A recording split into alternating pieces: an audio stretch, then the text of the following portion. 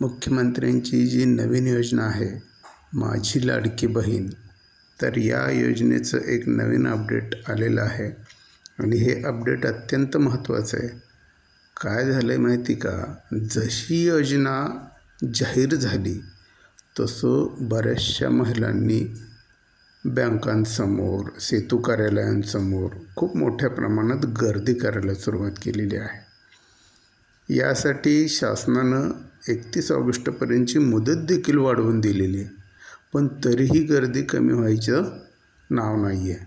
तर मी सर्वच महिलांना एक विनंती करू इच्छितो की गर्दी करू नका, आपल्याकडं मुदत आहे. काय होईल माहिती का, घाई गडबडीच्या नादात तुम्ही चुकीचा फॉर्म भराल आणि तुम्हाला त्याचा लाभ मिळणार नाही. तुमचे 1500 रुपये बुडीत जातील. त्यामुळं योजना काय आहे, काय कागदपत्र लागणार आहेत हे परत एकदा नीट बघा. आता पहिली जी कागदपत्र शासनानं सांगितलेली होती, उत्पन्नाचा दाखला, जातीचा दाखला, डोमासाईल सर्टिफिकेट, रहिवासी दाखला, अशा प्रकारच्या कागदपत्राच्या जाचकाठीतून तुमची सुटका केली आहे आणि तुम्हाला आता फक्त केवळ 4 कागदपत्र लागणार आहेत. आता ही 4 कागदपत्र कुठली आहेत हे पहिल्यांदा तुम्हाला मी सांगतो. तर याच्यामध्ये उत्पन्नाचा दाखला नसेल तरी चालेल, त्याच्याऐवजी तुम्हाला 15 वर्षापूर्वीचं रेशन कार्ड किंवा मतदान कार्ड किंवा त्यावेळी शाळा सोडल्याचा जो दाखला असेल तो, याच्यापैकी कोणतंही एक चालेल. आणि अशाच स्वरूपाची आणखी 3 जी कागदपत्र लागणार आहे ती कागदपत्र इथे मी तुम्हाला सांगतो. यासोबतच आधार कार्ड आणि हमीपत्र अशा प्रकारचे 4च डॉक्युमेंट लागणार आहेत. याच्या व्यतिरिक्त कुठलंही डॉक्युमेंट तुम्हाला जोडायची गरज नाही आहे. आणि बऱ्याचशा महिलांचा गोंधळ असा आहे की आता बँक खातं कुठलं हवं, तर त्याच्या संदर्भात अगदी डिटेलमध्ये मी माहिती देतो आहे. एकदा का तुम्ही हा व्हिडिओ पाहिलात की तुम्हाला दुसरा कोणताही व्हिडिओ पाहायची गरज पडणार नाही. तर सगळ्यात जुनं बँक खातं चालेल का, जनधनचं खातं चालेल का, सरकारी बँकेचं खातं चालेल का किंवा प्रायव्हेट बँकेचं खातं चालेल का, असं बराचसा गोंधळ आहे. काही बायकांना तर पोस्टाचं खातं चालेल का असा सुद्धा प्रश्न पडलेला आहे. तर या सगळ्याच प्रश्नांची उत्तरं या व्हिडिओच्या माध्यमातून तुम्हाला मी देणार आहे. तर याच्यामध्ये एक गोष्ट लक्षात घ्या की अशा कोणत्याही बँकेचं खातं चालेल की ज्या बँकेमध्ये तुमचं आधार कार्ड लिंक होऊ शकेल. आधार कार्ड हे डॉक्युमेंट खूप महत्त्वाचं आहे तुमच्यासाठी.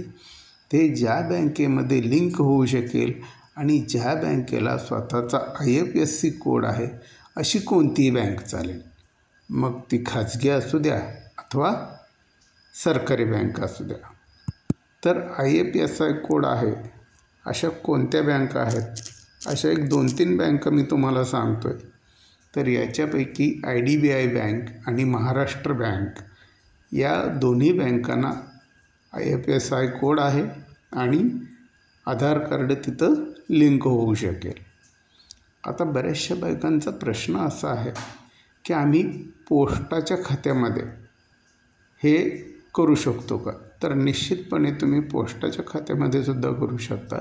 कारण पोस्ट हे सेंट्रल गव्हर्नमेंटचं आहे, त्यामुळं तुम्हाला तिथेही अकाउंटमध्ये पैसे जमा करून घेता येतील. त्यामुळं काळजी करू नका आणि घाई गडबड तर अजिबात करू नका. जिथं IFSC कोड आहे आणि ज्या बँकेला आधार लिंक करण्याची सुविधा आहे अशा कोणत्याही बँकेमध्ये तुमचं खातं असेल तरी काही हरकत नाही. तिथं तुमचे पैसे जमा होणार आहेत. आणि आणखी एक महत्त्वाची गोष्ट मी तुम्हाला सांगतो आहे, ती नीट लक्षात ठेवा की बऱ्याचशा बायकांचा असा कल आहे की पटकन माझा पहिल्यांदा अर्ज भरला गेला पाहिजे. आता बघा, जुलै महिना चालू आहे आणि 31 ऑगस्ट ही शेवटची मुदत आहे. तुम्ही 31 ऑगस्टला जरी फॉर्म भरलात तरी देखील तुम्हाला जुलै आणि ऑगस्ट असे दोन्ही महिन्याचे पैसे द्यायचं सरकारनं आधीच जाहीर केलेलं आहे. त्यामुळं विनाकारण गडबड करू नका. कागदपत्र व्यवस्थित द्या, फॉर्म व्यवस्थित भरा, चुका करू नका आणि हा भरलेला फॉर्म 2 ते 3 वेळा तपासा आणि मग सबमिट करा. काय होतं, गोंधळामध्ये कधी आपण भलतंच डॉक्युमेंट जोडतो किंवा चुकीची कागदपत्र जोडतो. मग ती कागदपत्र पुन्हा बदलण्यासाठी आपली पळापळ होते. हे करू नका. तर सावकाश व्यवस्थित, तुमच्याकडे वेळ आहे चांगल्यापैकी, तर त्या वेळेचा उपयोग करत तुम्ही तुमची कागदपत्र जमा करा.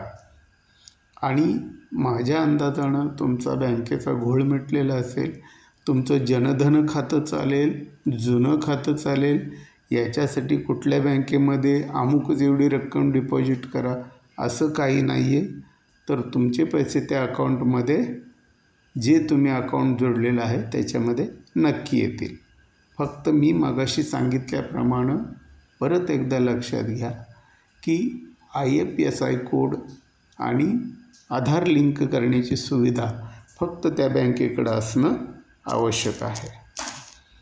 तेव्हा सर्वच महिलांसाठी हा एकदा घोळ क्लिअर करणं गरजेचं होतं. कारण बऱ्याचशा महिला ग्रामीण भागातून आहेत, त्यांना या गोष्टीची अद्याप व्यवस्थित माहिती नाही. म्हणून त्यांच्यासाठी ह्या अपडेट्स आपण घेऊन आलेलो आहोत. तर हा व्हिडिओ तुम्हाला कसा वाटला आम्हाला अवश्य कळवा. त्यासोबतच गरजू आणि तुमच्या संपर्कामध्ये असलेल्या तुमचे कुणी नातेवाईक, मित्र, मैत्रिणी आणि इतर कुणी लोक असतील तर त्यांना हा व्हिडिओ आवर्जून शेअर करा. तुम्ही जर चॅनलला अद्याप सबस्क्राईब केलेलं नसेल तर चॅनलला सबस्क्राईब करा. आणि व्हिडिओ कसा वाटला किंवा व्हिडिओबाबत काही शंका असतील तर ते आम्हाला कमेंट करून कळवा. धन्यवाद.